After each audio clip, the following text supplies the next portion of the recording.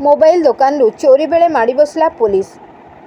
अनुगुल जिला बनपाड़ थाना निकटस्थ आशा talkies 55 number जातीय राजपथ पार्श्वर नंडावीर नामक एक मोबाइल दुकान चोरी करथुबा बेले पुलिस 2 जन को काबू करी कोर्ट चालान करिछि। 2 अभियुक्त हेले अप्रीतिपुर ग्रामर प्रकाश भोई और निशिकांत भोई। सूचना जे जुलाई 17 तारिख राति दुकान बंद करी घर को जाइथिले। प्रत्येक दिन परि सकाळ समय व्यायाम पर जातीय राजपथ रे जाउथिले। 18 तारिख रे भोर 4टा समय जाउथुबा बेले पुलिस रा पेट्रोलिंग गाड़ी आसिबार 2 अभियुक्त देखि दुकान कबाट पाखरु दौड़ी पळाई जाइथिले। प्रबोध देखिबाकू पाइथिले कि दुकान कबाट ताला भंगा जाइछि। पुलिस और दुकान मालिक मिसी कबाट खोलिबाकू चेष्टा करथिले किंतु खोली पारि नथिले।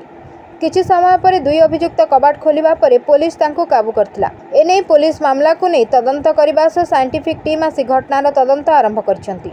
पुलिस अभियुक्तों विपुल परिमाण मोबाइल सामग्री जबत हेबा सह पुलिस 2 जन को कोर्ट चालान करिछि।